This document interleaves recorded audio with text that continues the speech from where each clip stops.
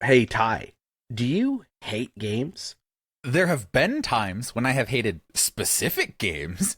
Do you want to erase them all from your life? No, I don't. Because boy, do I have the tool for you.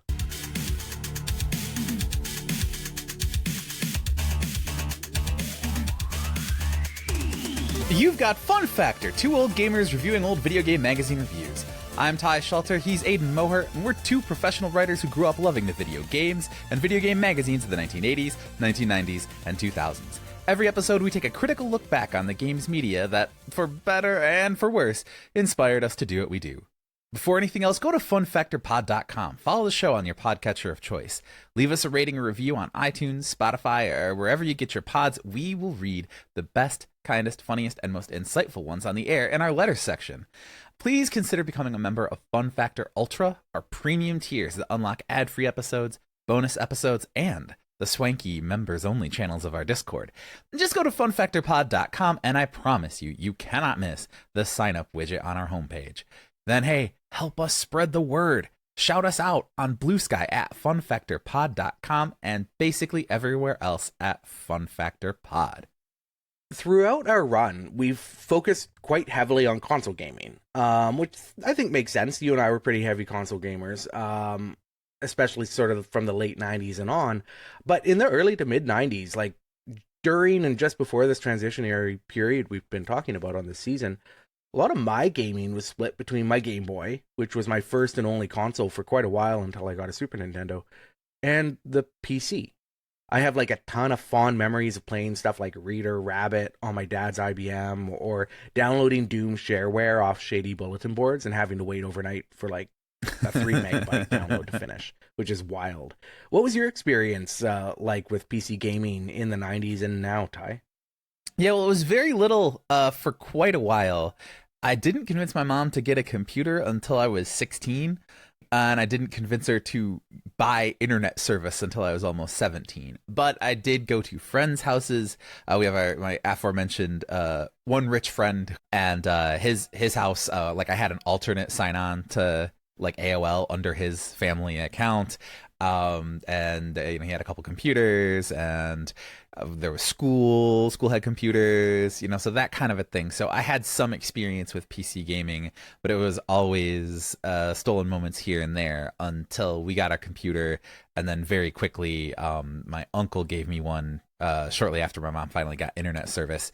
And then I started, building it out with my own money after that. And then once I got to college, I built a real gaming PC. And that's a whole fun story. The upshot is freshmen at Michigan State in 1999 were all getting $1,500 limit credit cards, no questions asked, from Michigan State at the time. So I swiped my whole limit at Newegg as soon as I got it. And I got a phone call from them going, "Oh, no, sir, your card's been stolen." I'm like, "No, nope. I just ran it through Newegg." They're like, oh, that's probably not a good idea. And friends, it was not a good idea. But hey, I had a pretty sweet gaming PC. That you're still paying for. Yeah.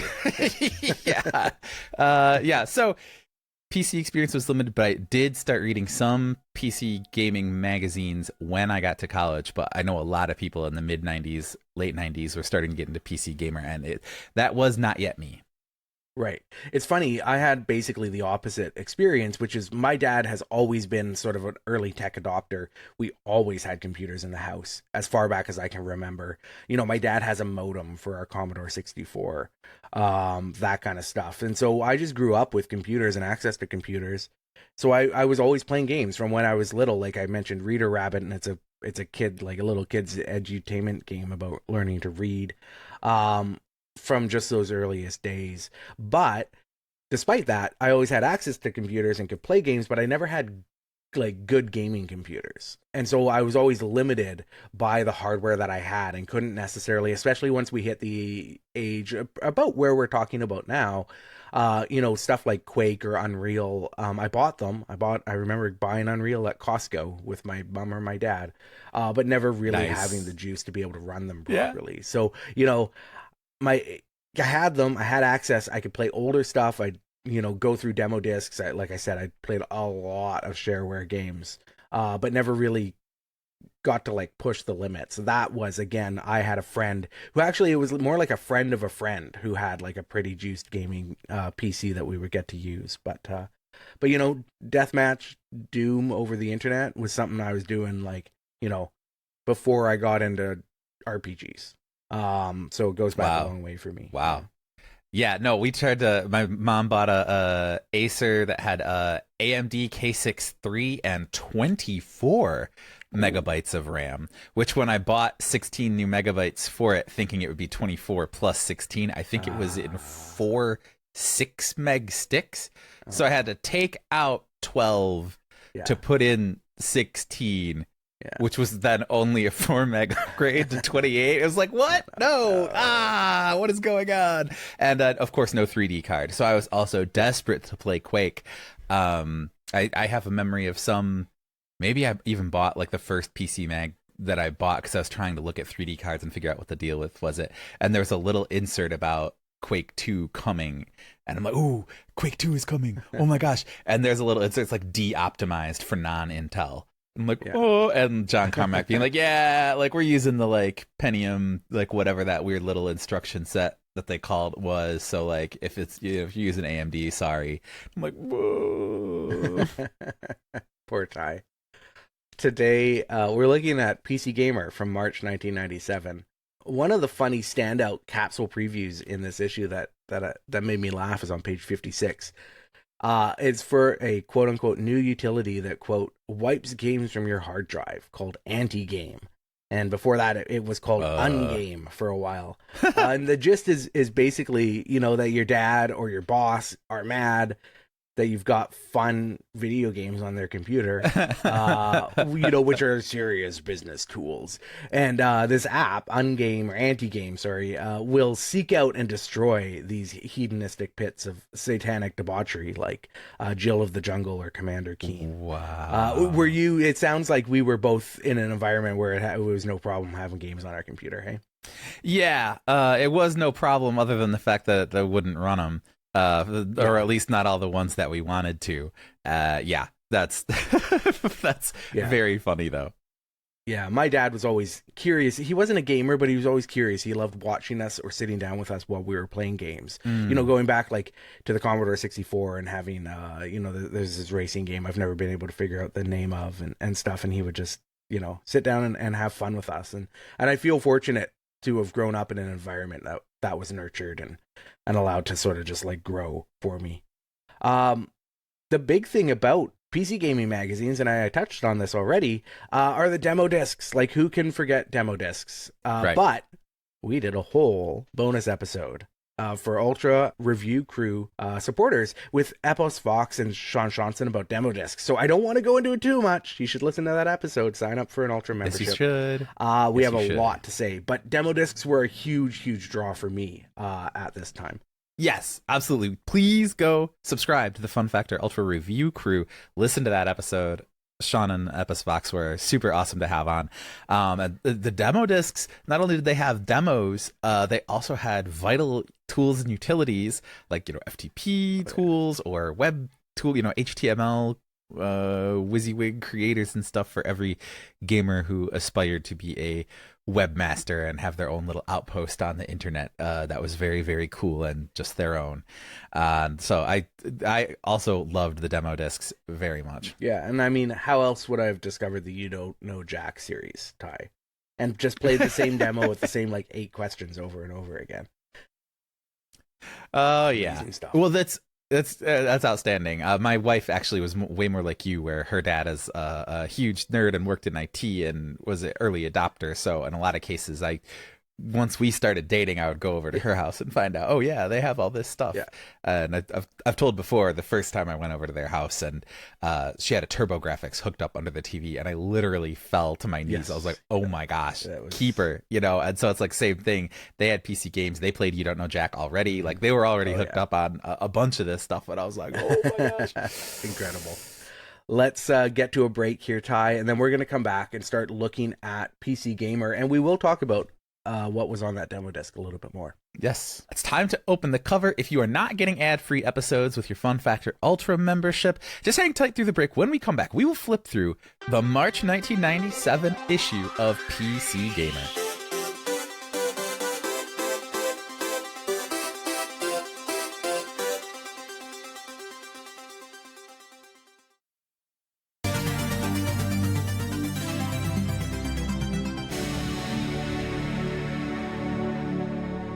Welcome back to Fun Factor. Two old gamers review old video game magazine reviews. Of course, we want you to review us. Do we get a full 5.0 in Fun Factor? Leave us a review on Apple Podcasts and we'll read the best, funniest, kindest, and most entertaining ones on the air. Aidan, what's the deal with PC Gamer? It's a magazine about PC games. Oh, okay. All right. Cool. It was probably one of the big ones at the time, I would say, or at least for me, it was the one that was always my go-to. I didn't have a subscription. I didn't get it every month, but it was one that I always looked for when I could convince my parents to kind of, pitch in for the higher cost, because it did come with a demo disc, and I remember it costing more than other magazines. But it was also chunky. So we're looking at PC Gamer Volume 4, Issue 3, which is from March 1997. It's got 237-ish pages. Like, that's a lot of pages, even for this, this era. That's a pretty chunky magazine. In this issue specifically, there are 25 games reviewed. So in previous episodes of the show, sometimes there's 10 or 12 or 13. This one is 25 just for PC. Yeah. So number of systems reviewed for 1, duh. But a lot of pages, a lot of different games. But notably too, the pages are jam-packed with dense written content. It's not 237 pages of kind of fluffy writing with a bunch of screenshots and stuff, which is fine. I enjoyed those magazines too, but this was dense, and it reminds me of the way that Edge and Next Generation were kind of going for that older audience. There's not a lot of tricky over the top page layouts. It's very consistent. It looks like a magazine, a lot of just text on white background, a lot of consistent layouts. And, I think that was the right move for a magazine looking at PC games. Of the 25 games reviewed in this issue, there are some bangers on the list. We got Diablo, but we also have FX Fighter Turbo, Over the Reich, and the classic sports game Microsoft Soccer. Microsoft Soccer sounds like the least appealing sports title of all time. I'm just picturing Windows 95 Clippy and click click. Ooh, soccer click click. Obviously Microsoft was making some good games in this era, but it's still. But I love that they thought attaching their brand to a soccer game would make it more appealing to people.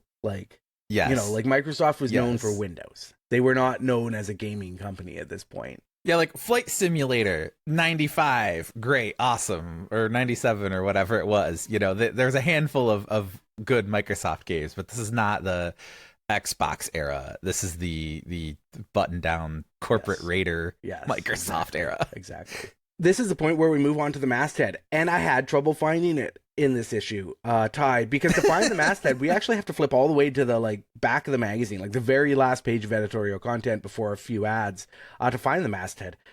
What do you think it says about magazines and magazine culture, or publisher culture, when they kind of bury the masthead like this instead of bringing it up to the forefront, like many magazines at this time were doing, to sort of showcase that personality-driven media that was becoming hot at this time?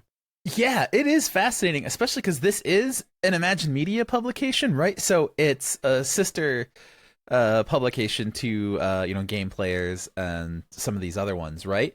Those were very personality driven, and those would have not just bios at this point, because we just looked at a Game Players from Christmas 96. This is March 97, where we talked about, they redid the magazine, they got bigger pictures, bigger names, little bios for each of the writers alongside the actual masthead up front. And here it's in case you're curious, way at the back of a 256 page magazine, on page 232, I think it is. Yeah. Here's a little rundown of the staff, and we're putting the content forward. They're speaking with an editorial voice, and it's like you're reading a not People magazine necessarily, but any other hobby, if you're reading a photography magazine or a automotive magazine, right? Like this probably looks somewhat like a car and driver outside of the ads, Yes. right? Like it's very much like a corporate magazine. And one thing that I'm noticing as I'm looking like this is there's almost no familiar names, right? Like a lot of the console mags under the Imagine Media brand had a lot of overlap between contributors and editors and that kind of thing. The only name that pops out at me actually is associate publisher Caroline Simpson Bint, who's presumably related to, possibly married to, publisher Jonathan Simpson Bint, who he's not listed on this list of names as far as I can see. So it's very weird that we have an associate publisher but not the guy who owns the whole thing. We have president of, and the publisher is listed as Matthew A. Firm. So very weird. I'm not sure what's going on here corporate structurally, but it's definitely odd and seems to be a silo that's more or less completely separate from the rest of the Imagine Media publications. And this masthead, to give some context for listeners, it's at the back of the magazine. It's on the same page as the, here's what's happening in the next issue. Here's when Volume 4, Number 4 goes on sale. Here's what's going to be, a little sneak peek of what we're going to be looking at. It is also right next to, on the page before. So I don't know. I'm looking at a PDF. I don't know if when you open it, these would be facing each other. But one of the ads is for something called Club Chacaltaya. It's a website, chacaltaya.com. For adult one-on-one live videos, your own private show. It has 2 CRT monitors with big, full lips kind of talking to each other. Wild to put your masthead next to an ad for, proto chat roulette. Wild stuff. Very strange. And I'd be curious. It feels like a very intentional choice to put it at the end. But I don't know what the purpose of that is. But in any case, on the masthead, there is one name that stands out to me, and that's Editor-in-Chief Gary Whitta, who many people might know for writing Star Wars Rogue One or the Book of Eli. But I mostly know as the irreverent third chair from a long run on the Tested podcast a decade ago, which I listened to and loved. But Gary has been involved in games media in the UK and then eventually over here in North America for a long time. And he went on to, like I said, write a Star Wars movie, write a lot of features, and he's a pretty fun guy. And so I'm not surprised, to see kind of his mark here on a magazine that's, that was top of class. I think everything that Gary's done has ended up being pretty impressive. Yeah, absolutely. I'm trying to peel my eyes away from the other adult ads on this. This was not something that was happening in console magazines at the time. Action Software with their big lips. You can pay $39 for Peeping Pete. Visual Valerie 2. There's wild. So there's multiple different companies advertising adult software, and that's just not, again, something you would see in a console ad, no matter who the targeted audience was. And again, that you're burying the masthead back here it does seem to say something, that this is not, they don't want you to care who these people are making this magazine. Yes. Yeah. It's all very strange. And it's a big masthead too. Just below Gary, we've got Dan Bennett as editor, Todd Vaughn as deputy editor, managing editor is Lisa M. Howie. Then there are 2 disc editors, quote unquote, who are responsible presumably for the demo discs, in Joseph Novicki and Michael Wolf. That's more editors for the demo discs than some gaming websites have nowadays. Just making the demo disc. They also have an online news editor, Jason Bates, webmaster Mr. David Bates, Vincent, and of course Mr. Bates. Yeah. And so, and a webmaster also. So, they've got plenty of online staff as well. And I think, as we talked about, they were just starting to get each individual Imagine website, or Imagine magazine was getting kind of their own sub website at this point, which would then go on to become IGN. So as you said, Jason Bates on news, David Vincent is webmaster, senior writer senior writer William R. Trotter, and an art team consisting of Dean H. Remninger and Quentin Doroquez. Heidi Aycock, T. Liam McDonald, Tim Victor, Scott Wolf, presumably not the guy from Party of Five, and Colin Williamson chip in as contributing editors. Big masthead, a lot of people, and it shows in the magazine because, as I said, it's a dense magazine with a lot of writing on every page.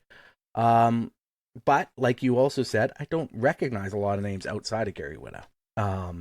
It's not like a group of people that had that big impact on me. And I wonder if that is a little bit because they were sort of burying the personality-driven games media style that was becoming popular and stuff like Game Players. Maybe it just wasn't as much important for PC gamers at the time, right? Rather than going, oh, well, like I need to know from my trusted personalities, whether games are good or not. It's more like I need to know information about these games so I can make my own decisions because I'm a grown-up who has money, right? Yeah. Like maybe it's the targeted audience that is different. Wow, okay. I'm doing some very fast searching here, and would you know that Heidi Aycock, the contributing editor, her review of Reader Rabbit 2 for Compute Magazine, is like high up in the Wikipedia. Like Reader Rabbit reviews, like a bunch of people are looking back to her contemporary review of Reader Rabbit 2. Maybe for a future season when we're going a little older, we can look at that. And looks like Heidi went on to if this is the right person. This may not be the right person. Yeah. So this is the very quickly real time look at what I do when I like names pop out to me. I go, oh, who's that? Oh, like, oh, I start. Suddenly I end up on LinkedIn being like, oh, of course, they're the managing consultant for Game Make Money Consultant LLC or whatever, and you're like, that sounds about right. Well, and that's, I guess, another thing about the masthead is it's curious to see perhaps PC Gamer was launching people into sort of more PR driven or whatever careers outside of games journalism, more so than some of those other enthusiast magazines were doing. But I think, Ty, it's time for the flip through. Yes, it is time for the flip through.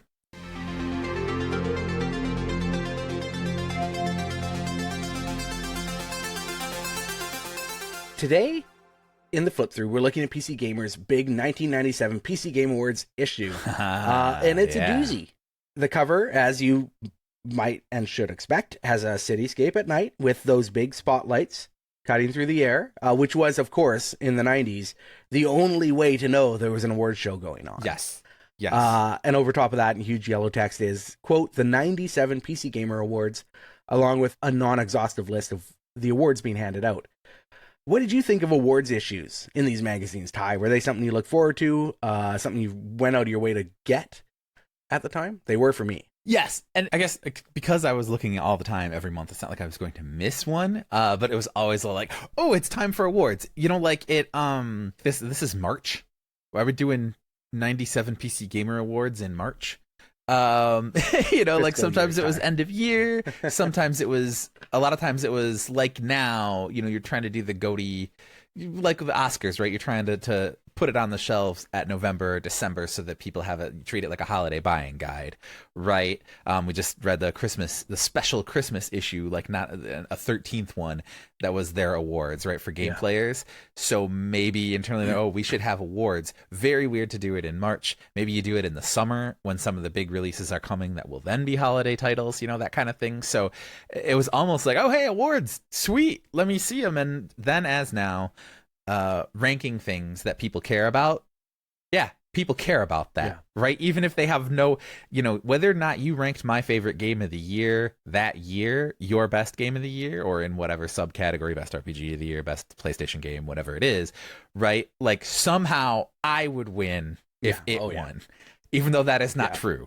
You get emotionally wrapped up in it. Absolutely. And I think looking back historically, it's a lot more interesting that this was done in March. Like, for whatever reason, it was March. I like that this isn't a commercial driven, feature. It's not trying to sell these games. Yeah. It's looking at, the year before, because they were probably started putting this issue together in January, right? It's a March issue. It would have come out in February, because magazines are weird. So they would have been putting this together in December and January. When you think about that timeline, it makes perfect sense. But I like that they weren't trying to cram something out the door to like sell games or issues for Christmas. They were looking at like, hey, the year wrapped up. Let's look at the best games. And I think we get a good perspective on that as people looking back on the history of video games. Hey, this is Ty from the future. I just wanted to jump in and add something. I almost never do this, add significant additional editorial after recording, but I was furiously searching on Heidi Acock. There's a controversy involving her and several other high-profile former PC gamer contributors who had been completely excluded from a 30th anniversary edition PC gamer looking back on their history, where they just didn't invite any of the women from the magazine to talk about it. So I answered this great question with a slack-mouthed, yeah, instead of my actual answer, which, as a sports writer who is often involved in year-end award writing, it has been, I think it has a huge effect on how we remember games. Chronicling them in the present, chronicling the things that we care about in the present, helps us maintain and remember and look back. Because as we've seen clearly in this podcast's run, year-end lists and best of lists really do bring games forward and remind us of things that we would have forgotten. They keep memories alive. They keep stories alive. They preserve the present for the future. And yeah, I would have given a much more thoughtful response to this great probing line of thought by Aidan if I had not been completely distracted. Just after a letter from the editor. So we flip past the cover. We find a letter from the editor featuring a very groovy looking Gary Whitta. There's a big breakdown of the demo disc that came with this issue. Again, won't go too deep on this. We'll instead point listeners to the bonus episode we released for Ultra Review Crew supporters. But I will say that, demo discs, and like we said earlier, did work for me as a kid. Like, it introduced me to so many new games, so many new experiences and series and stuff that I still enjoy, that I maybe never would have found otherwise. Notably, for both of us, is a demo of the first digital version of Magic the Gathering, which honestly doesn't really look much different than Magic the Gathering Online does today. Because MTGO has an interface that looks like it was probably made in 1996.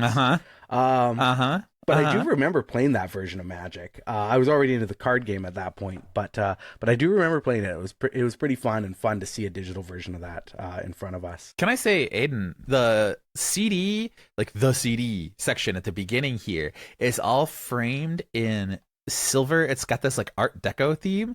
So there's like a silver, like with a white face and Art Deco numbers clock pointing to three o'clock. Yeah, it's 3 o'clock every time for some reason. But then it's got these wings that are very, again, like Art Deco, roaring 20s, 30s aviation kind of thing. A silver border wrapping all the way around. And it seems like it's, like a shiny silver CD, and like a clock is circular like a CD.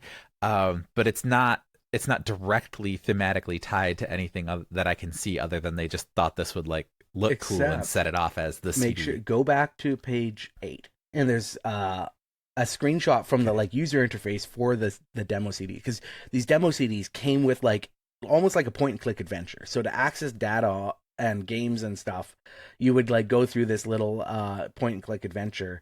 And if you look at it, it almost looks like BioShock.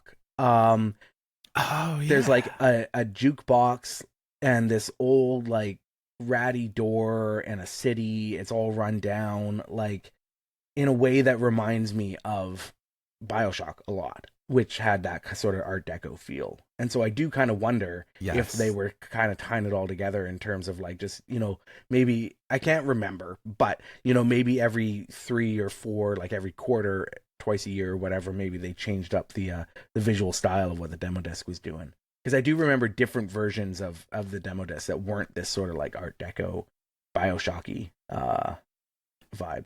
Yeah, and it looks like the UI is a jukebox. Yeah. You can click DOS games into games, whatever, and then using the jukebox, you have this page here, page 9, on how to use the jukebox to get to the thing. So yeah, that's very cool. And of course, this was well before something like BioShock would have like kind of put that vibe on the map. sorry. The whole the whole CD portion, demo disc portion, takes up a huge amount of space in this magazine. Like it clocks in at over 25 pages. That includes some ads in there, but it features 21 different demos on the disc. Like that's a lot of content for a monthly magazine. Yeah, that is a ton of stuff. Among the demos here, we have, like I said, Magic the Gathering, but also Heroes of Might and Magic 2, which was a huge release for this year. Yes. I remember playing this demo a lot. I remember a friend having the full game, playing that too, but the demo was really what introduced me to that series.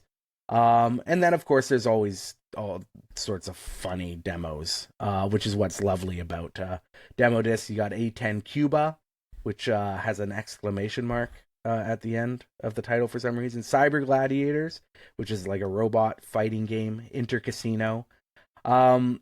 Aidan, did you know that Privateer 2 The Darkening contains all the high-quality FMV footage that made the last two Wing Commander games a hit? I did not know that, but that game, Privateer 2 The Darkening, sounds like it would be a skit from Schitt's Creek or something. It's so good. I love the 90s. Yes, on page 13 here, and we get just a glorious still of the extremely high-quality FMV footage. Beautiful. On page 28, we have Amulets and Armor, which looks like a kind of first-person-y dungeon crawly RPG. And then above that, the Sacred Mirror of Kofun, which looks like another like Myst-style puzzle game. But it also has some glorious 90s like FMV elements, I think. So in any case, like, you know, a deep dive. There are some good games on here, and there are some very bad games on here. There are also, you know, as you said, applications. So America Online. This gave people access to AOL. What else is this? This is Total Entertainment Network. Quote, the Total Entertainment Network is just that, total entertainment. Hook up this service via modem or direct TCP/IP connection, and you'll go head-to-head with people all across the country in games like Duke Nukem 3D, Command & Conquer, and Dark Sun Online. So it was obviously just a way for people to connect to play games online. So you did get those utilities as well on these discs, which weren't demos most of the time, which was a good way to get access to these if you didn't have bulletin boards or ways to download stuff off the internet. We're going to carry on to page 44, which features a preview of a game called Myth, which was one of those games I have still never played, but I sort of like ogled over in magazine previews forever. It was a 3D real-time strategy game, and so I was a big Warcraft 2 fan, like Warcraft and Warcraft 2 I played a lot of, and so I was really into the idea here that you know, it was another game in that style, but this one was 3D, which, you know, like it, I've gone on about not liking 3D games, but there was something about the look and feel of this game. It's very like bright, like not even bright, but like, I don't know, big open fields and lots of interesting color combinations, but also just a lot of blood, which I think I liked. Yes. But specifically, this stood out to me because it's the tagline for the feature is, quote, "It's gory real-time strategy from the Marathon folks," end quote. I just was amazed to see Marathon referenced in a PC gaming magazine because it was, you know, a Mac game, Mac game kind of, right? So that was interesting to me. But of course, also Marathon and Myth were created and developed by Bungie Software. So this was pre-Halo, and Halo Combat Evolved, as we all know of, you know, it's a kind of beloved classic first-person shooter game. It actually started as a third-person strategy game, I think probably based off Myth. The idea of kind of doing like, hey, we've done a fantasy real-time strategy game, let's do a sci-fi one, and eventually made its way into becoming a first-person shooter. But so, you know, it's interesting to see Bungie here, you know, really highlighted. Yeah, I think some of the things that I like about it is the texture work, right? Yeah. It's like it looks like it's high res where it needs to be high res, where it's low res, it's still like artful. Yeah.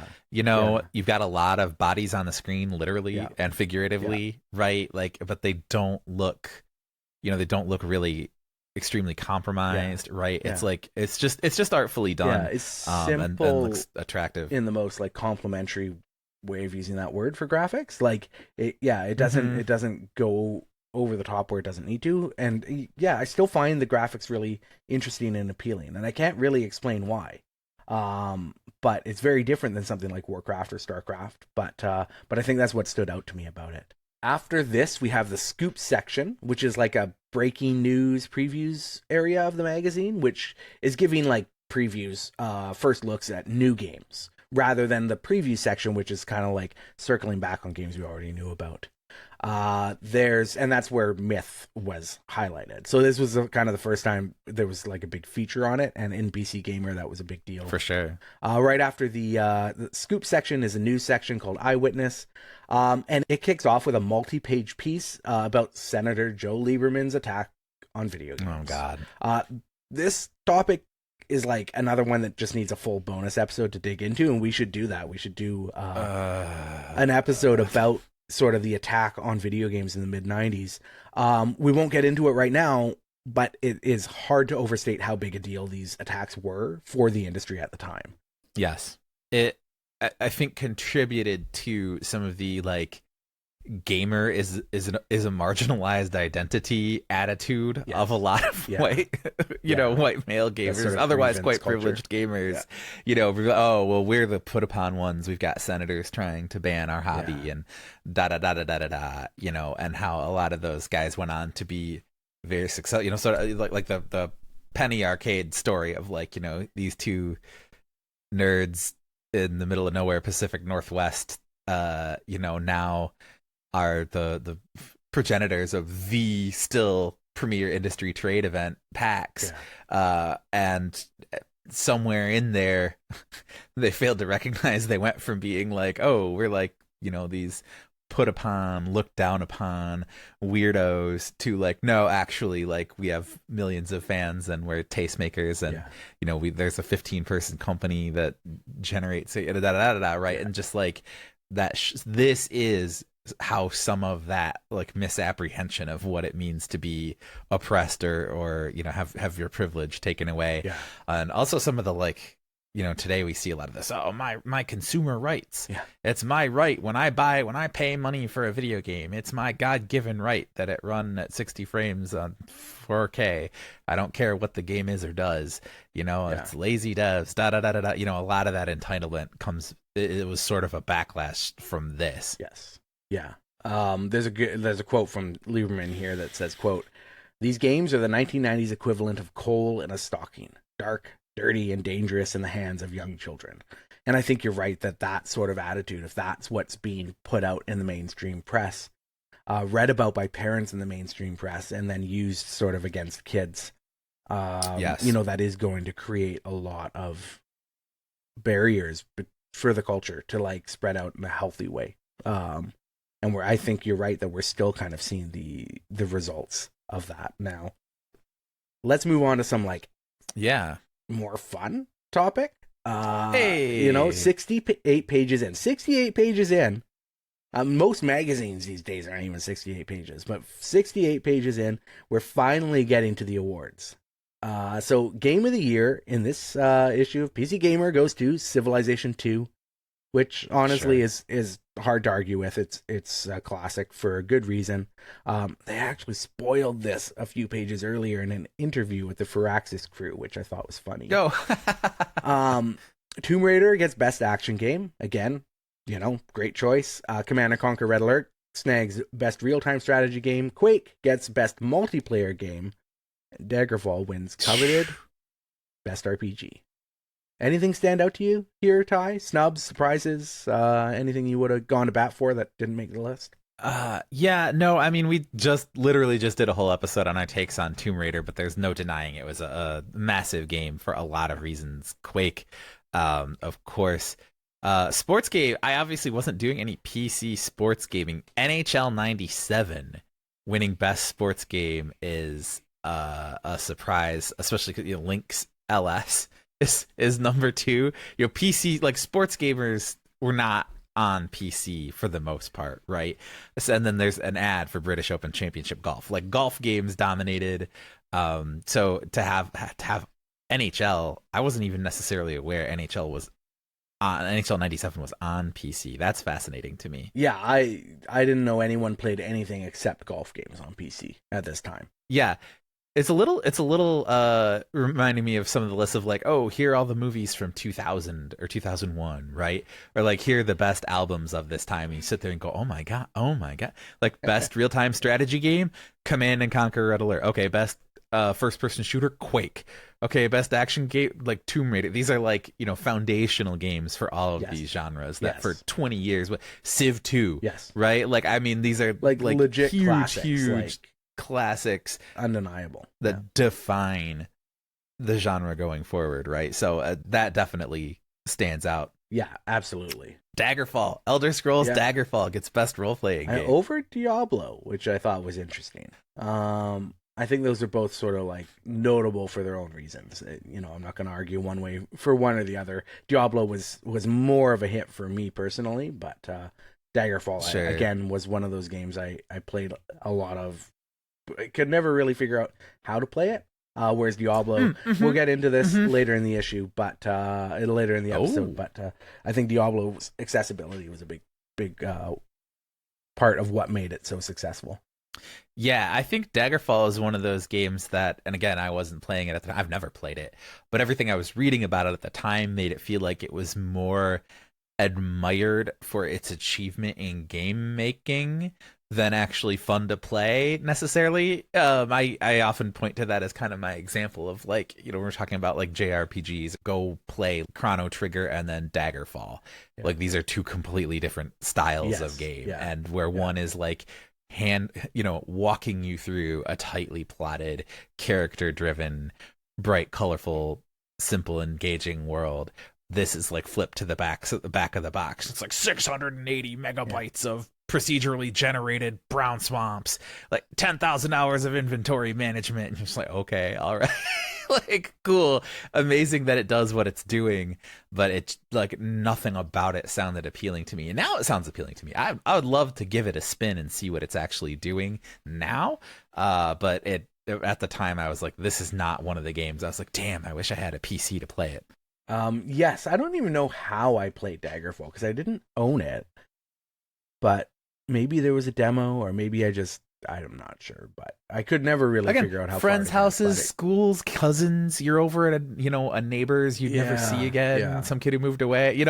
There's so many times you get access to a game or a system for like an afternoon and be like, oh yeah, I remember I played that. And you're like, wait, where did I play that? Who even was that? Like, what? Yes, totally, absolutely. And that's, I mean, like, who knows? It could have been, who knows? But I want to, before we get on to the next topic, I just want you to take a look at, there's an ad on it starts on page 86 and spreads to page 87. Can you please paint a word picture for our listeners of what you see here? Yes, very quickly. Let me paint a word picture for an ad here. Win95 is cool, but sucks with DOS games. Quake, Win Commander, Stone Keep Mech. I'm frantically scanning, trying to figure out what V Communications Inc. is doing here. It looks like they have a installer utility for games. Now you can run more than one operating system. I don't know. Easy installation. Even your parents could do.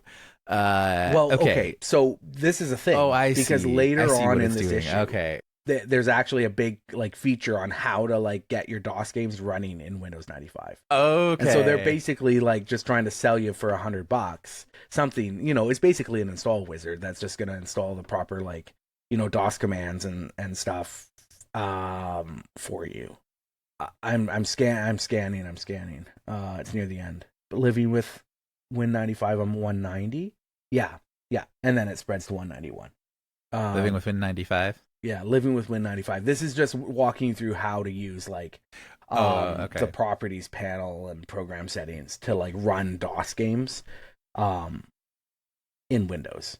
Okay, yeah. Wow, Tomb properties. C:/Tomb raid/tomb.exe. Oh boy. Excellent. Very fun stuff. Visual folks, you're seeing a lot here. Dan Bennett's piece on this, living with Win95. Oh my goodness. So, you know what? We'll skip the ad. We'll skip the funny ad. We can just carry on from that. Unless you want to do a word picture of Okay. the ad on page 86 and 87. Yeah. Okay. I know people like those.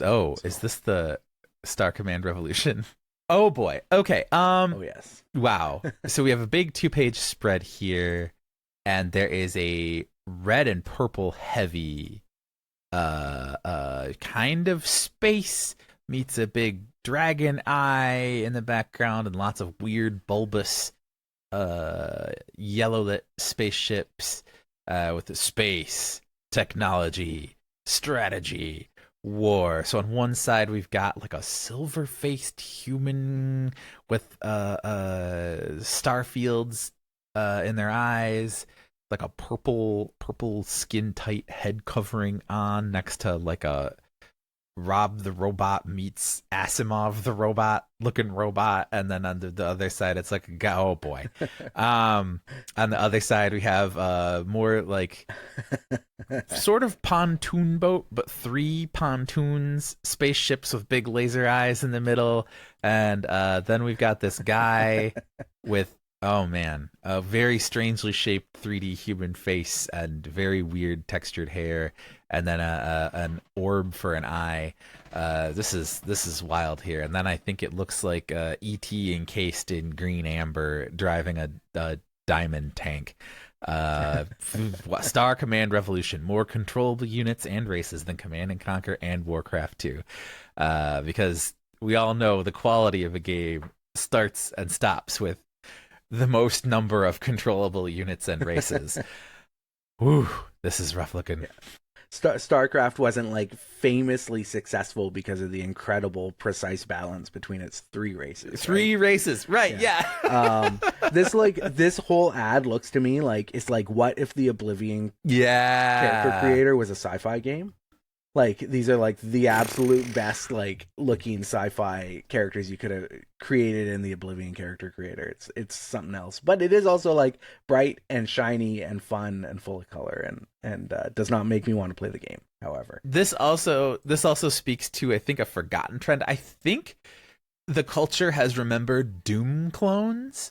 yeah, I don't think the culture remembers Command and Conquer clones. no, Like, crappy real-time strategy games in the mold of StarCraft and Command and Conquer were everywhere at this time. Yeah. And they were just cranking them out. The little screenshots here, there's 4 little screenshots, and they actually like remind me of the first version of StarCraft that was built on the Warcraft 2 engine. It looks a lot like what StarCraft looked like at one point and was going to look at like at one point until it was totally reimagined. Moving on.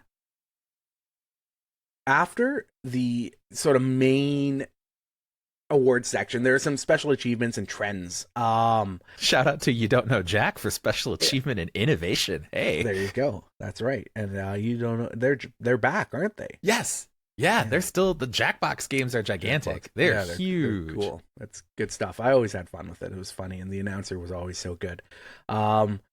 But yeah, wrapping up the awards, there's like special achievements. But then what I really wanted to talk about was 1996 most negative trend: incomplete games. This little section, this little blurb discusses how many games during this time were shipping with incomplete, buggy builds that needed day one or later patches to fix. Quote, even some of the best games of the year were plagued by incomplete features or bugs. Bethesda's role-playing epic Daggerfall requires you to install a number of downloadable patches to fix several bugs. The more things change, the more they stay the same, Ty. It's 1996, it's 2025. We're talking about buggy Bethesda releases that need day one patches.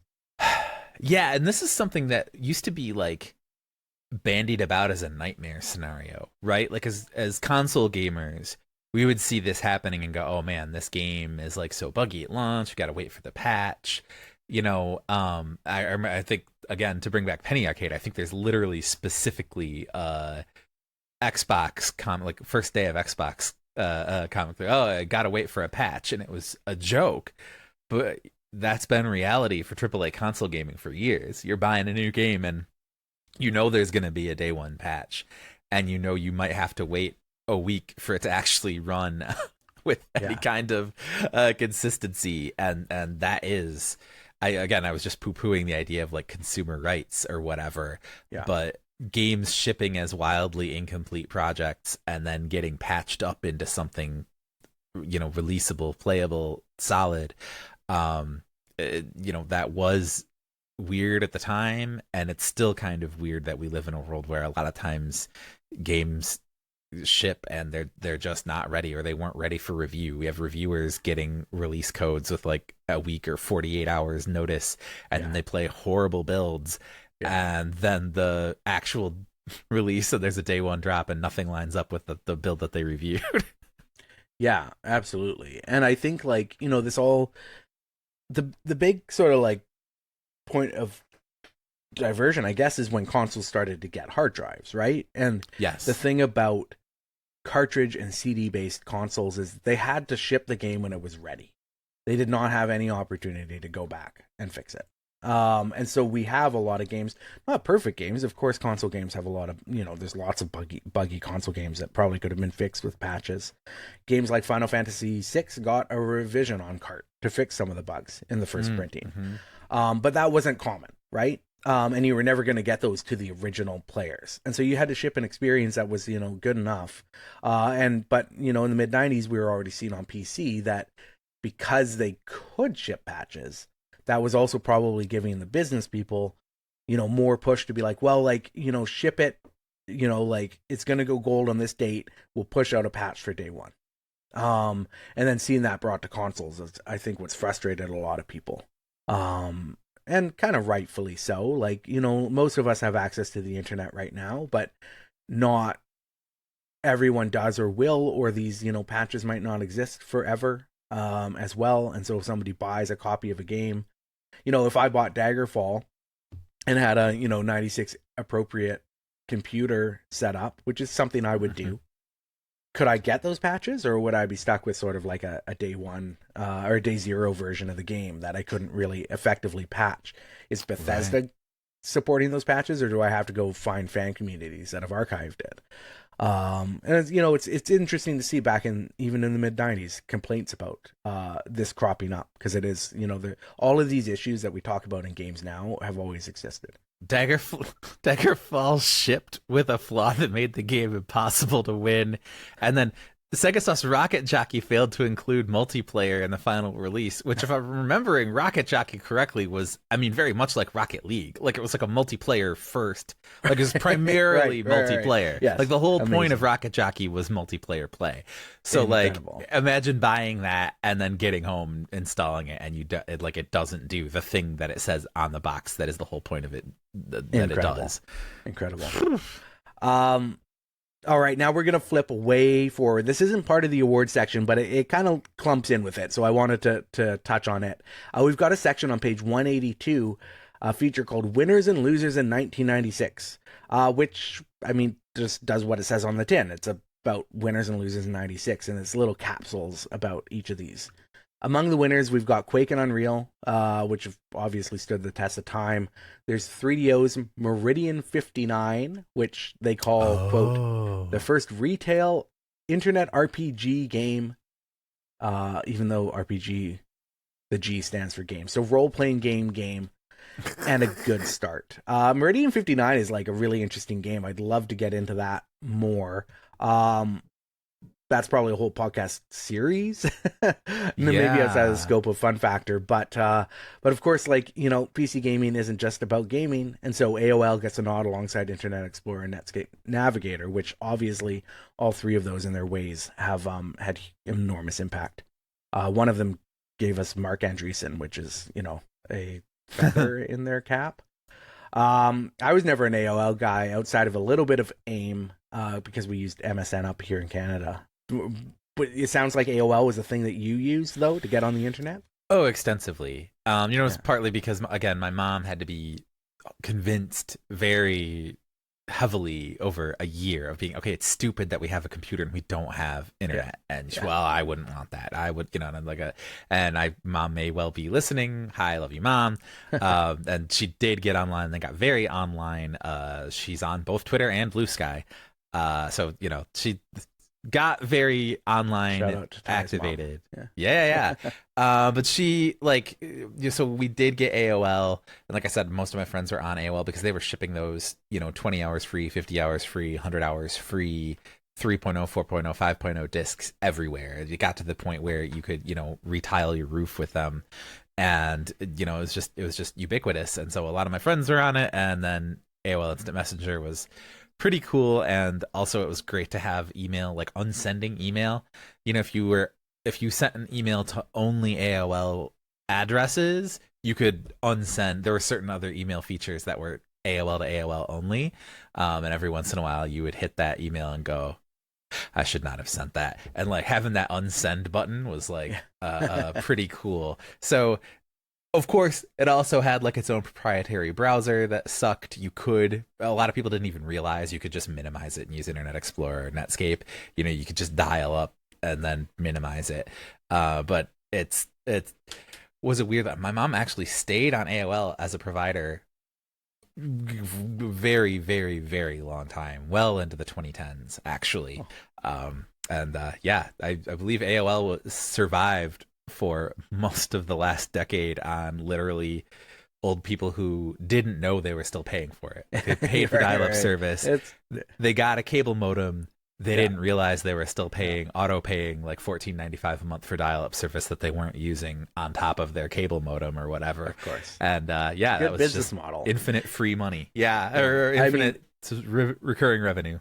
If any listeners out there want to sign up for an Ultra subscription and forget about it for decades, yes, I support that. Please do that. The losers section is where things get really interesting. We've got Tomb Raider is one of the losers of 1996, which, as we'll remember, won one of their awards. It's in there because, quote unquote, there's no network play. What? Which is amazing. No multiplayer over the internet in Tomb Raider, so it's a loser. The quote unquote next computer. Tomb Raider deathmatch? That's what you wanted. You played Tomb Raider and you were like, I need to deathmatch this. Why can't I do multiplayer? You were multiplayer pilled in the mid 90s. You had a gun. Gravy. Right? You sure did. You got the net computer, quote unquote, which is basically predicting the Chromebook and like cloud gaming. And so like it may have been a loser in 1996, but like that idea, eventually technology caught up with it, and it exists now. And, it's not something that I use a lot, but it's something that's, I think, really useful for low-income communities and places that don't have access to, like, infrastructure like I do living in a big city. And so, maybe it was ahead of its time, but I think it's been a big deal, that idea of a quote-unquote net computer. And then in the category of the more things change, the more they stay the same. Internet censorship, which is more relevant than ever 29 years later, unfortunately. Yeah. Oh, man. And it is very weird because it's, I think there's a lot of, a friend of mine, Gillian Foley, who's got a doctorate and written a book on sort of libertarianism and tech, and early tech culture and early online culture and those sort of roots of like, sort of horseshoe, like libertarian versus, like where did in San Francisco, Silicon Valley, we had these like extreme, like left-wing hippies that wrapped around into like extreme kind of right-wing libertarians sometimes. And we can't let the internet get corporate. We have to protect the internet. And that's flared back up over the years, even as we've happily corporatized all of the internet and made it all walled gardens and everything. Every once in a while we have an issue like net neutrality, or now where we are just letting payment processors decide what everybody on the internet gets to see. And they are listening to, tiny activist groups, specifically formed to try and make themselves seem more mainstream and bigger than they are. And now it's like, oh, whoops, maybe nobody can see, adult material on the internet. Even if you're an adult, and the idea of the open web, we're so far past. Well, the websites should conform to the WWW consortium's accepted open standard of HTML5 to like, you're lucky if you get a website. You're lucky if you're getting stuff that's not just jailed in an app. Absolutely. So it's a bummer, and I don't know that things are going to get better here before they get worse. But, you know, like, what can we sort of look to the past for to help us navigate through the future of what's going on right now? It's not great. But you know what is great? Diablo. Yeah. Let's carry on. Let's talk about something fun. This is a fun podcast. Let's move past this stuff that makes me want to cry. But before we get to PC Gamer's review of Diablo, our favorite writing to read is yours. When we come back from this ad break, or just a quick little music break, if you are a member of FunFactor Ultra, we read your reviews of our reviews of classic video game magazine reviews, right here on FunFactor.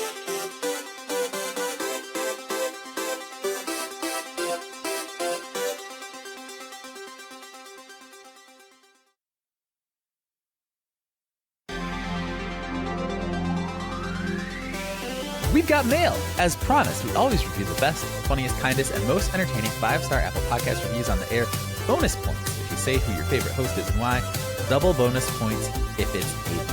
Yeah, so Aidan, we did get some reader mail this week. Not a 5-star review on Apple Podcasts, just a question, which we love to field these. This is on our Discord in the reader mail channel. Just go to funfactorpod.com. Go to the socials link. Discord is the first one. We'll take you right there.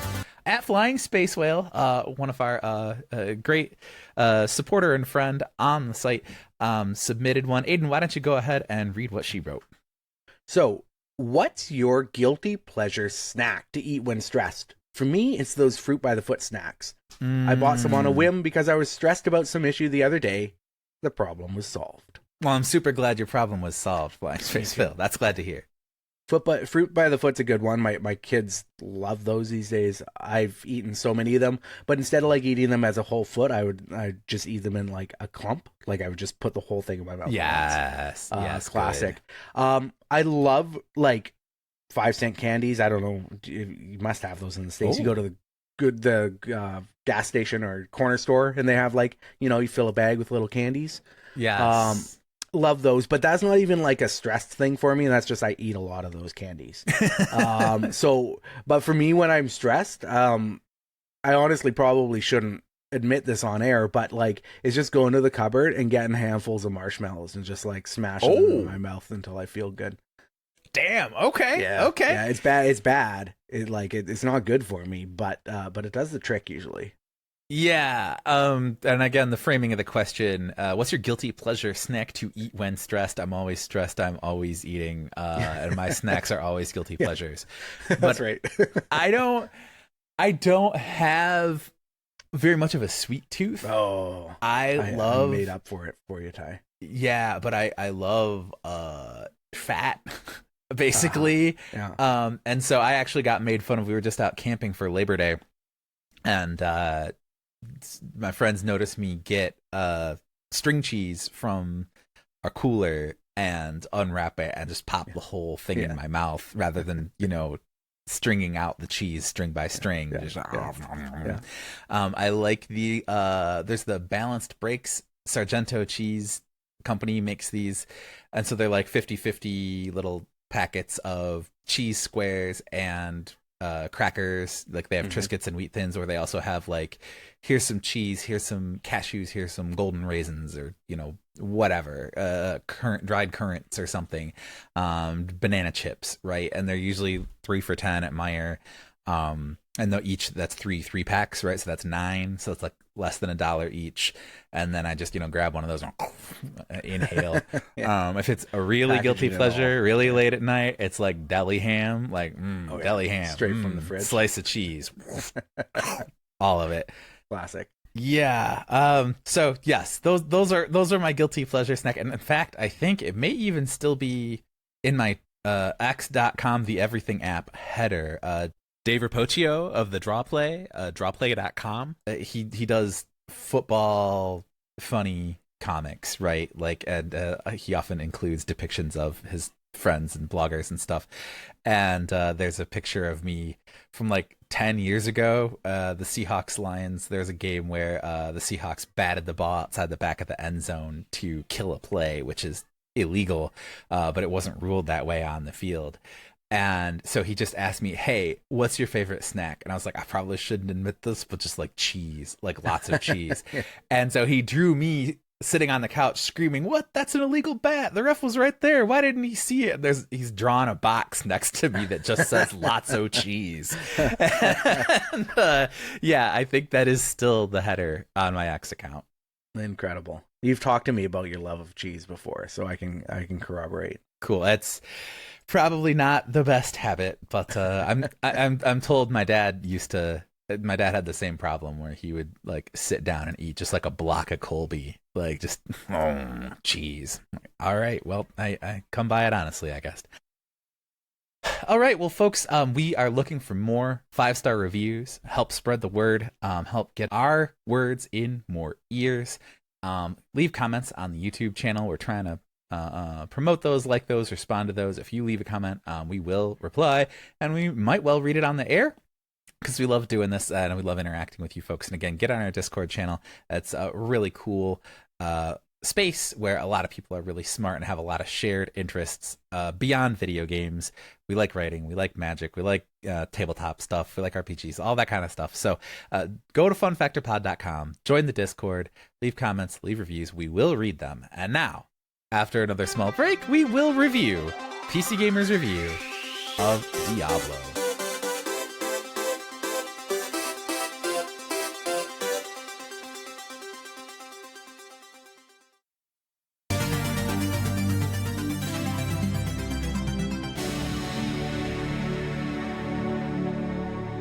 So, like many other magazines at this time aimed at older readers, like we've mentioned Next Generation or Edge, PC Gamer features full-length reviews, skipping out on the capsule reviews that were popular in a lot of the console-focused magazines.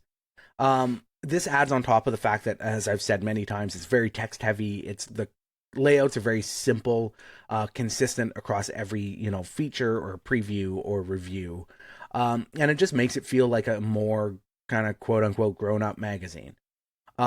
This reviews section opens with a list of the PC Gamer Editor's Choice Awards, which are automatically awarded to any game earning 88% or higher. I don't know why it's 88%. Does not explain that, but 88% or higher. And then each game that was awarded one of these has a little cutout with a screenshot and a page number, so that you can go right to the best games in the issue if you would like. This time around, the games that won the award are Diablo, which we'll be talking about today, FIFA Soccer 97, Jet Fighter 3, NASCAR Racing 2, and Privateer 2, The Darkening. Not a lot of games I'm familiar with on that list outside of Diablo, personally. Yeah, obviously FIFA, but yeah, the other ones do not.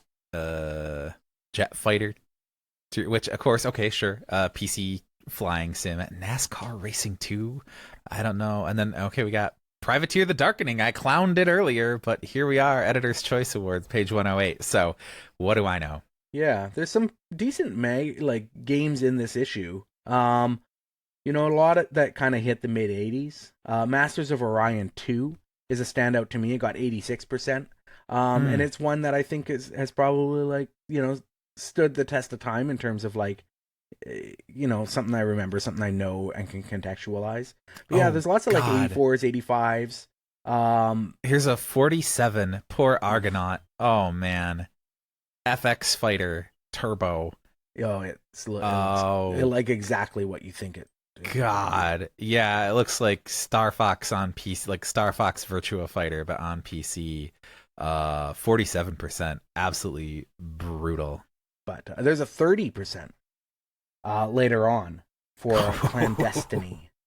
Quote, okay, that's a great name, new though. Scottish-themed puzzle and spook fest may leave the taste of underboiled haggis in your mouth. Oh, 30%. Oh no. So the highs. So this is like a a cartoony point and click adventure game like Myst, but with Don Bluth art style. Yeah. The highs, nice rendering, and there's a hidden book with some good Scottish recipes. Lows, cheesy animation, bad dialogue, lame-o puzzles. Bottom line, if tired puzzlers... What? Oh my gosh, they tried to write this in Scottish. As Scottish rhyme. If tired puzzlers you buy, best give it a try. If you're not, can't get it. Looks bad. And then there's some questionable Scottish at the end. Oh, there's a 26 for nihilist. So yeah, you know, they run the gamut. And one thing that stood out to me, looking at their system, so it breaks down the rating system like this: 100 to 90% is a classic, 89 to 80 is excellent, 79 to 70 is very good, 69 to 60 is not nice, but quote unquote good, 59 to 50 is fair, 49 to 40 is below average, and 39 to 0 is don't bother. There is some attempt here to use the full scale. I don't know how they differentiate the difference between a 26% for nihilist and a 30% for clandestiny. It doesn't break down like how the numbers are achieved. Sure. But you know, they do want to use the whole gamut. That said, a lot of games in the mid 80s, right? That kind of falls into that trap of like, if we give anything below like an 85, people are gonna, you know, get mad at us, which I think existed sort of even back For then. sure. For sure. And we talked about that a little bit with the Mike Salmon NBA Live 97 review from December. Yeah. Like, he was going, hey, listen, like, this is not up to snuff. I'm not just letting EA pass and giving them like an 8.6 and letting people read between the lines that this isn't a great one of these. This is 26%. The nihilist highs, the soundtrack is vaguely rocking. Lows, shallow gameplay, and generally mediocre design make this game a downer even in the bargain bin. Bottom line, flashy graphics mean little when a game is this bad. Yeah, it was brutal. Yeah. This episode, we're reviewing a review of Diablo, a game that got a high mark in this issue and deserves a high mark.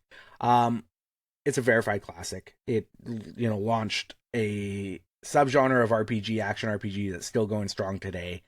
Stuff like Path of Exile 2, Diablo 4 are huge. And it even spawns into stuff like Destiny, and any of those looter shooters that are very popular these days. It created a new subgenre of video game, as far as I'm concerned. This review comes from Mike Wolf, who in 2001 left games journalism to become a PR manager at Microsoft, where he's remained ever since, and he currently works on supporting upcoming Japanese game releases on Xbox. Wow. So he's somebody who took that, you know, that PR route out of games journalism and has, you know, become very successful at what he does, bringing games over to North America. Dang. For Xbox. And so, you know, again, getting back to that masthead of being like, oh, I wonder if PC Gamer and its sort of like more robust approach to some of this stuff, or more grown-up approach, enabled some of these people to like leap into different careers outside of journalism maybe a little sooner, and that's why we don't know them the same way we do other magazines. Could be. Aidan, I just copied and pasted just the review text is 1,035 words. It's big. Yeah. It's like so legitimately much. a big chunky review. The text is very small. There's some good there's good screenshots. There's 2-3 big screenshots on each page with original captions. There's also spells of the successful town portal, healing, lightning wolf. So there's like a strategy sidebar here of like, hey, this is how the spells, these are some spells you're going to want to use. Certainly more than listed. There are many spells in Diablo, certainly more than listed in the manual. Knowing which spells are the most useful. So like, it's really interesting to have this sort of like strategy sidebar running alongside the review. But again, it like so much text and so much deep writing. Yes. The review kicks off with some just like informational data, who made it, developer, Blizzard North, the publisher, along with their phone number and mailing address, which is wild, PC requirements, but then also recommended PC specs, including a quad speed CD-ROM drive, which my current laptop doesn't even have, so it couldn't even run Diablo, and a 60 megabits of RAM, so you would have been okay there with your 28, but then a 28.8 kbps modem for BattleNet play. We were well ahead of that, me and my family at that time. Aidan, do you think you could spare 3 megabytes of hard drive space? 3 megabytes of hard drive space. I don't know. Pretty big download. I definitely have like a very like a story I love to tell about my friend who was trying to clear space. I think for Diablo, Oh, and really? ended up deleting autoexec.bat. Oh, God. Yeah, which was great. He was just like anything he didn't know, he would delete. And I'm pretty sure it was for Diablo. So sometimes we could not spare 3 megabytes of hard drive space. It was a challenge back then. Yeah, he learned his lesson. Ty, this is a very long review. Like you said, over 1,000 words. Could you please read it for me in its entirety? No. Please. No. Really? I'm kidding. I've cut out No. an excerpt for you. Could you read the excerpt for me, please? Yeah, for sure. Blizzard's first foray into the world of role-playing adventures has finally arrived, and while it takes a different approach from most traditional role-playing games by putting the emphasis on action, rather than well-rounded conversation or diverse character types, Diablo delivers a powerful performance from start to finish. What do you think, Ty? Have you played a lot of Diablo? I've played a lot of Diablo and Diablo 2. I've played a lot of 3 and Okay. only 3. Yeah. I've played a lot of that. So I missed some of the like shout outs to previous versions in that. Sure. But like I got the gist of it pretty quickly. And it seems like it's fairly well true to previous versions. Depends on who you ask. But okay. Yeah. And I think, because then I saw there's is it Eternal? There's the mobile one that was way more microtransaction-y that pissed everybody off, which made us. But we actually had a little family gaming because our kids were old enough.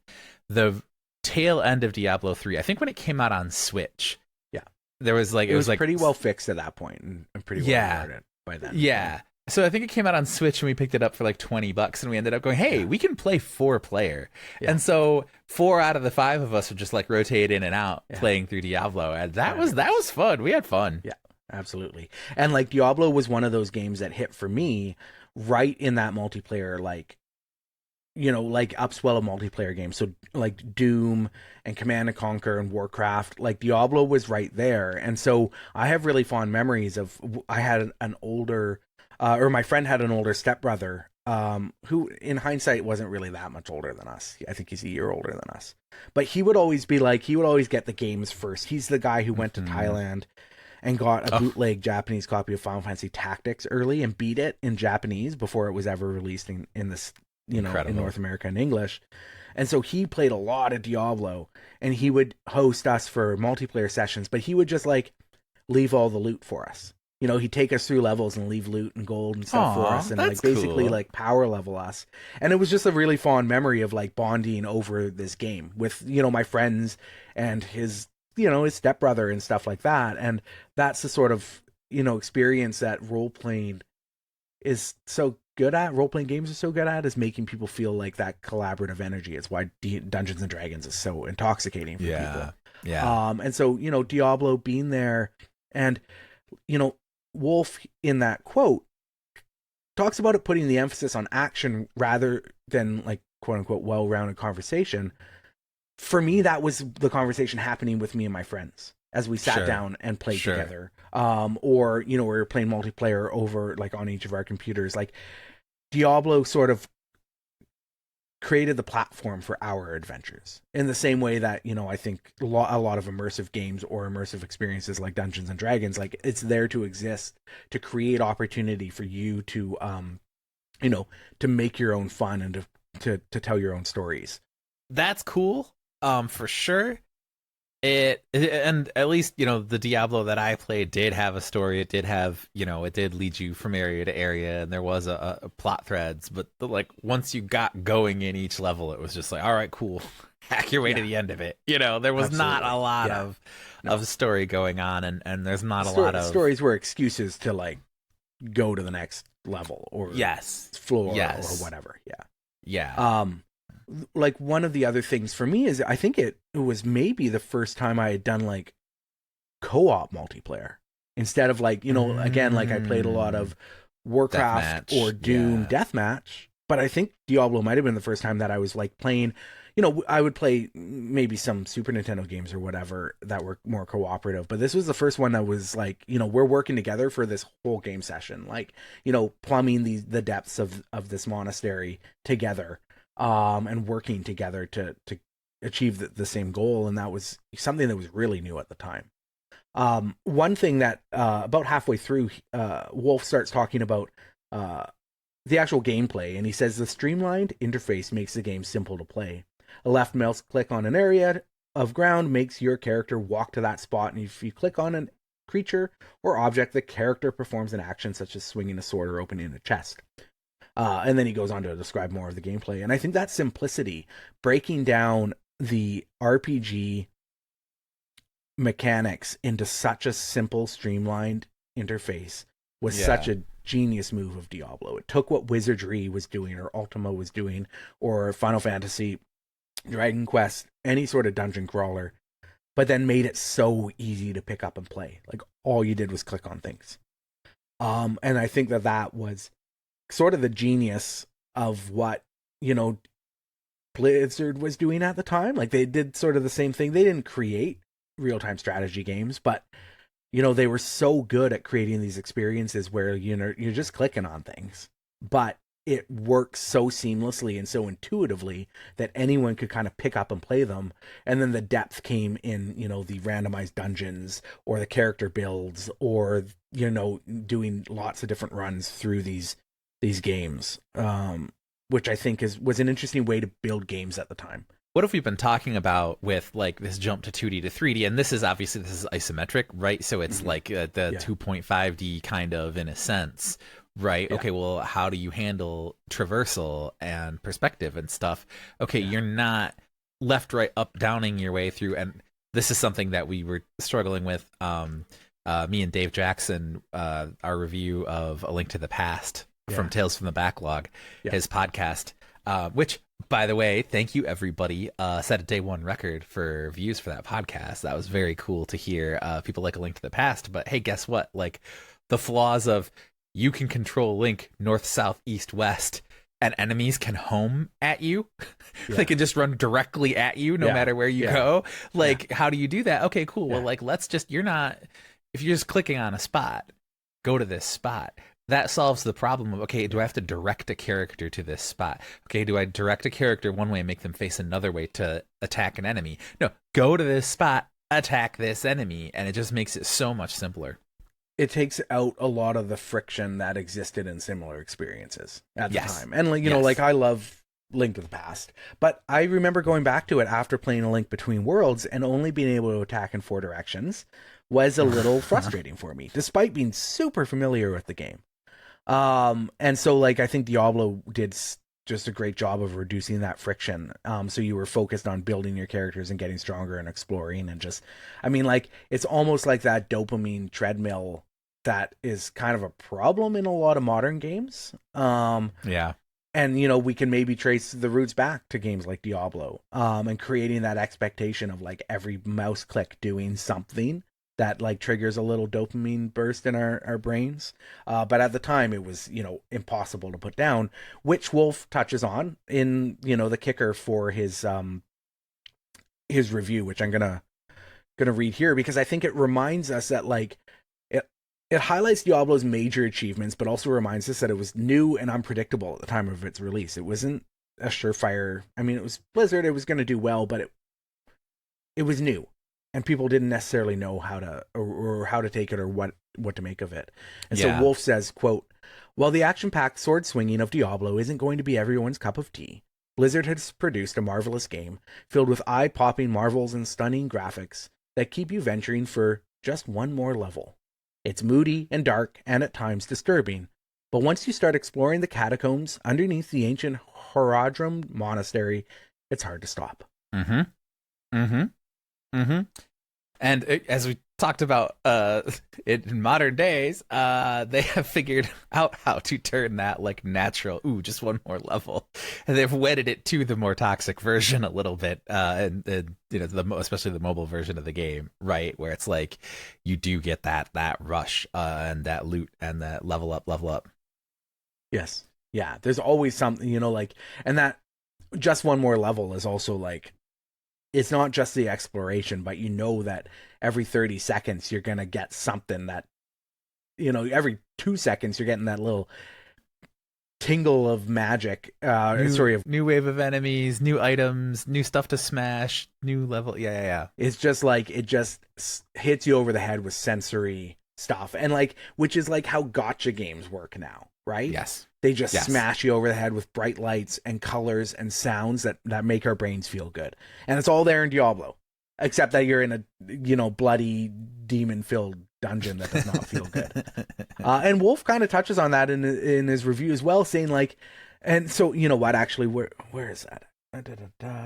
Yeah, he touches on that here, right? He says, you know, it's at times disturbing, it's moody and dark, but despite all of that, it's still so compelling. We should be repulsed or turned away from dark and disturbing content, but there's something in our brains, in the human psyche, that makes us want to kind of pursue that, because I think we want to conquer it, right? We want to prove that our humanity is stronger than the crazy, hell-filled stuff, and it drives us through Doom, and it drives us through Diablo as well. I've hinted at this. One of the things is that, you know, I was of an age where like, more adult content, either sex or violence type stuff. You know, we were living in a weird culture. I was a single mom, old hippie, old art teacher, right? And like very happy to kind of treat me as an adult and give me the tools to handle things and let me decide for myself what, you know, experiences. And then my stepmom and dad were evangelical, born again Christian, and extremely strict, extremely disapproving of a lot of the things that I was into.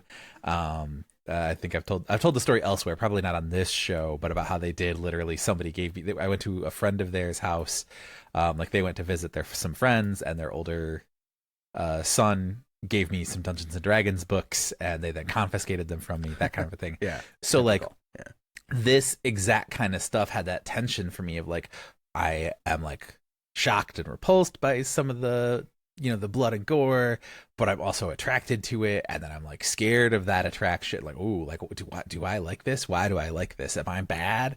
No, but like I like this game. I want to keep playing this game, you know. And so like there's a lot of really intense feelings that was wrapped up in stuff like this for me, you know, and so that combined with the addictive gameplay, right, like just makes you keep going. I mean, is this a good idea? I don't know. I'm gonna keep doing it. You know. Yeah. It's funny because, like, for me, there was none of that, like, illicit aspect to it. Like, I just was able to play them. No questions asked. Like, but my mom, and, like, didn't come from a religious family. I'm not religious. My parents, like, I mean, we attended church here and there. I was baptized for some reason. So, like, you know, I'm a lock-in for heaven regardless. Cool. But, yeah, best way to be, right? An atheist who's baptized. But, where was I going with this?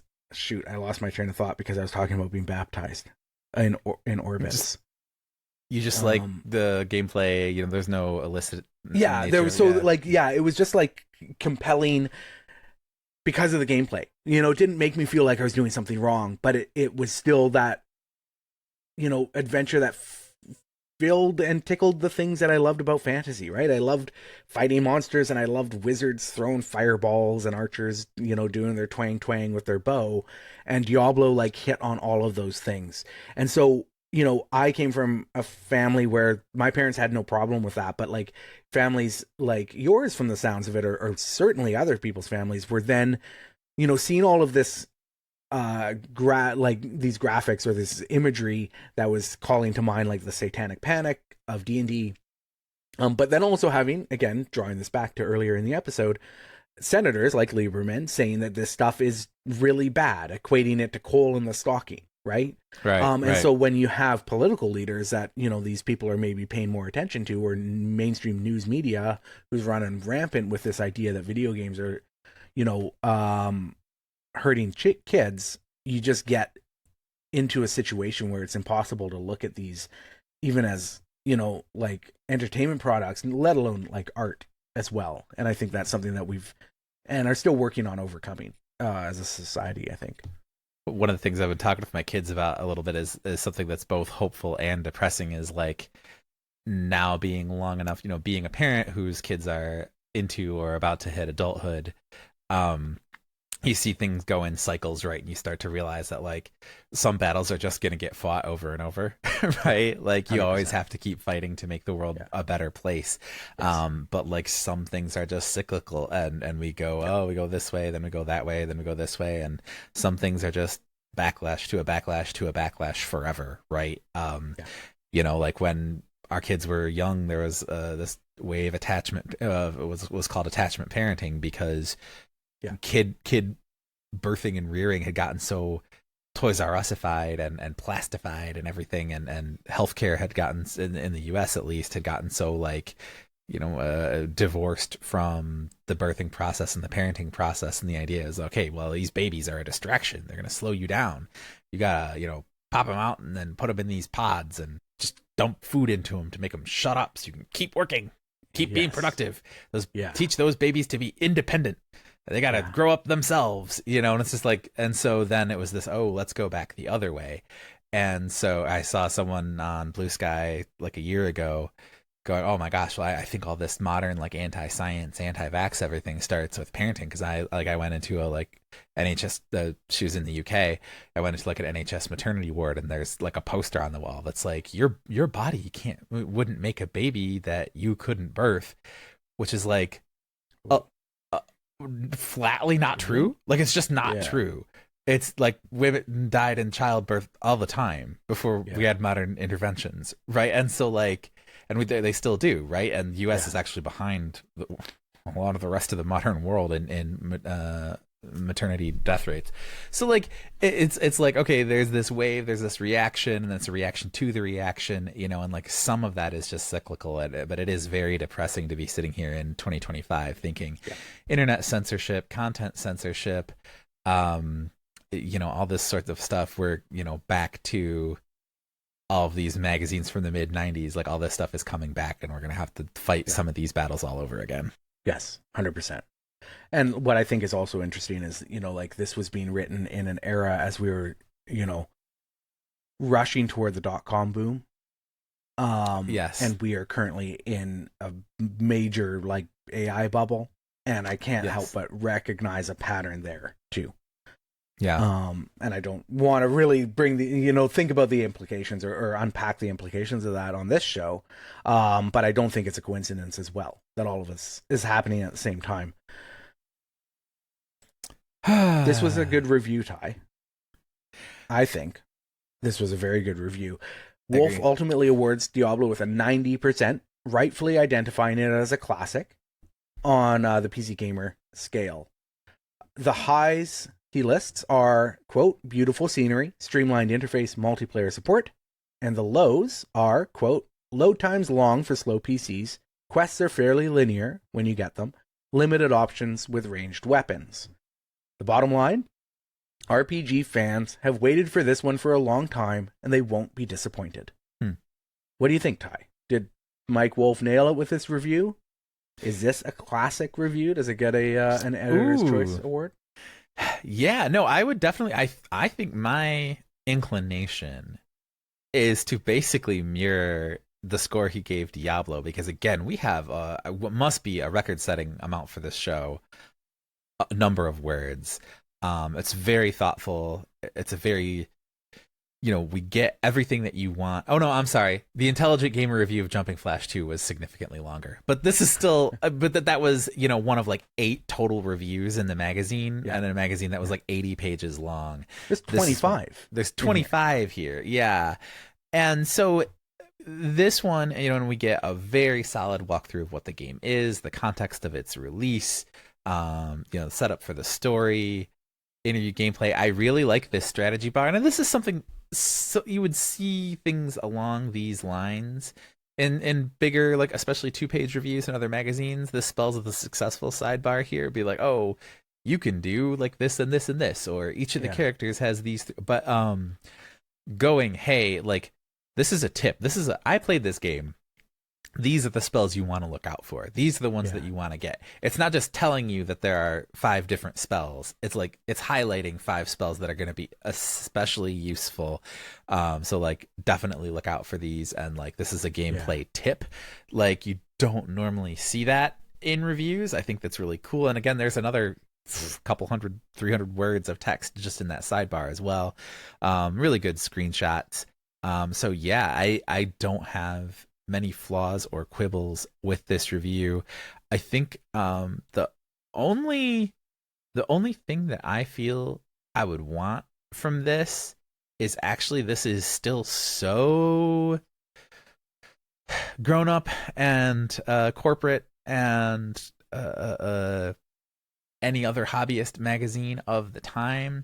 We don't get a lot of Mike in here, right? Like we don't get a lot of personality of the viewer. We don't get any like superlatives, which like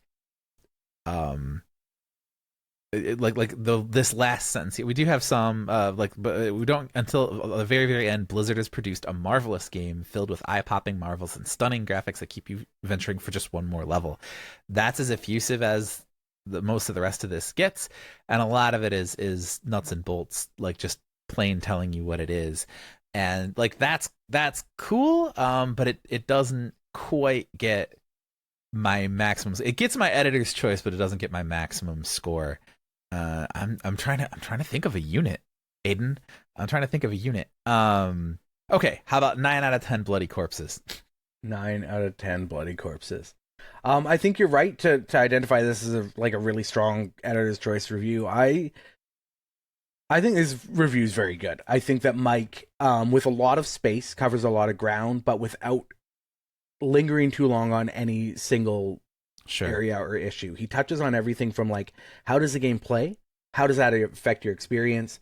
How does the story unravel? What does the player feel like within that story? What makes it unique? What's new to like gaming? But he also recognizes that like it's not a perfect game. Like Diablo is not a perfect game. There was a lot that its sequel improved on. And so I think recognizing it with like a 90 and saying it's a classic. Sorry, I hit my mic. Recognizing it with a 90 because it is a classic game, but it's not like a perfect game. But focusing on what it does so well in this review is just really strong. When I read this, I think, yeah, like that's Diablo like to a T. Yes. I'm gonna give this like 10 bloody corpses out of 10. I think this is a fabulous review. I think I don't want to hold like a magazine style guide against a review. Sure. You know, in this instance, I won't, because I think there are other instances where style guide has dictated reviews be a certain way or in a certain voice that's to the detriment. I think this is a perfectly fine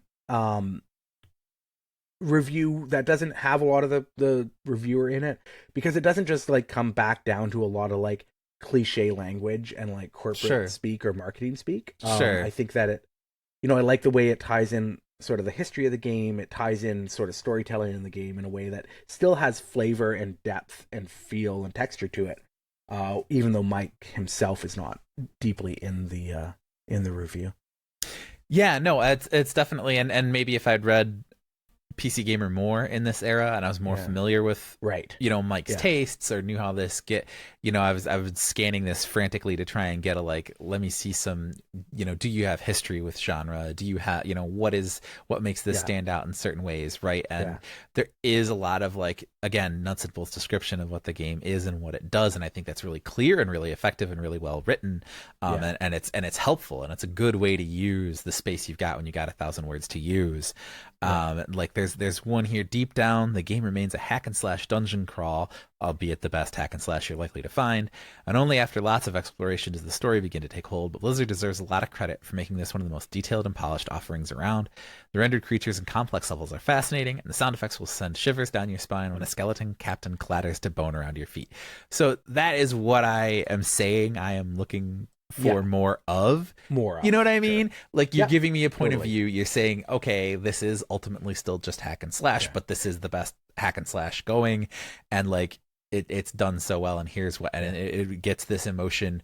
He doesn't say within me, he says, you know, he doesn't say within me, the writer, he says, you the reader, your emotions are going to be this.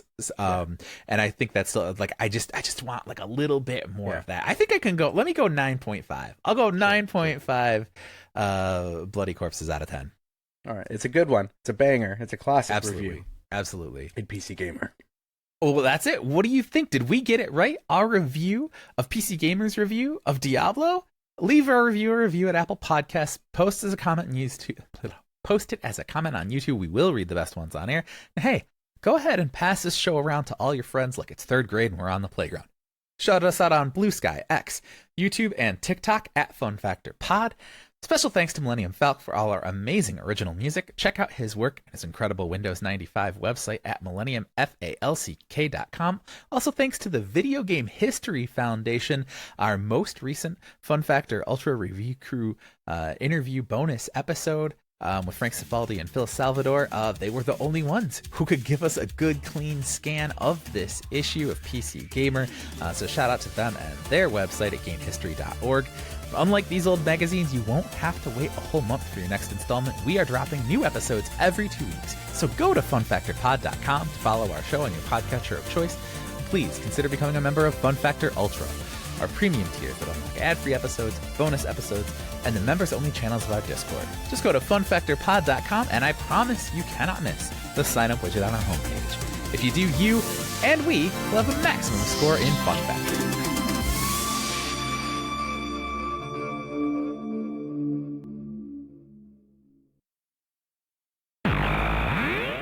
You're only 45 minutes past where you wanted to be. Right. I gotta go eat some food. I haven't even had breakfast and it's lunchtime. Oh, jeez. Yeah, well, I haven't had lunch and it's 2:45 p.m. on mine. Yeah. Holy cow. But, That's, all right. Yeah, that Good doesn't surprise stuff. me about you and I. Yeah, Way to pull the forget script together. Obviously, there's going to be some editing. We can both cut down and cut around. You know, we've got to move some stuff around. But overall, definitely. I think this one will come out good. A, is that on me to respond? B, I lost my place. I've been without the archive.org. I'm trying to like orient myself and like how can I get to, you know, the cover. Oh, yes. Yeah. I'm like infinite scrolling. Oh wait, there is a bar. Okay, all right, cool. Yes, on you to respond. Just basically me saying, you know, demo discs were great, but we've got a bonus episode about yes. Just hang tight through the break. When we come back, we will flip through PC Gamer. The March 1997 issue of PC Gamer. The whole CD portion. Can I say, Aidan? Yeah. Oh, or were you about to talk about the graphics, like the layout? No, go for it. Okay. Yeah. Well, because questions, and actually, Aidan, I just realized, Flying Space Whale did put a question, in the mail section. That's right. I was gonna skip over letters entirely because we haven't had any, you know. But now I just realized. Yeah, let's do that. Okay. Because we've got one for sure. Because we do. Yeah. Okay. Holy cow! Got to orient myself. Too many screens. Okay. Reader mail somewhere here, right? Where is it? Oh, I was on Rusty Gold Piece. I'm sitting here. I'm going. What in the hell is happening? I'm completely. I've got it up if you want me to do the read. What freaking pages is this on? It's on page 102. There should be a little thing where you can, up at the top, where you can punch in the page. Yes, I got it. I discovered that a little while ago. Hold on, then I'm going to actually re-record the throw because I skipped over the scripted one because it was talking about going to letters. Join our Discord. Go to funfactorpod.com, click the Get the Show link. Socials link. Hold on. What did I say? Flying Space Whale asks. Actually, hold on. Yeah, you did the right thing. I just I clicked on it as I said it, and it loaded the channel on the welcome channel, and it just immediately disappeared. So Flying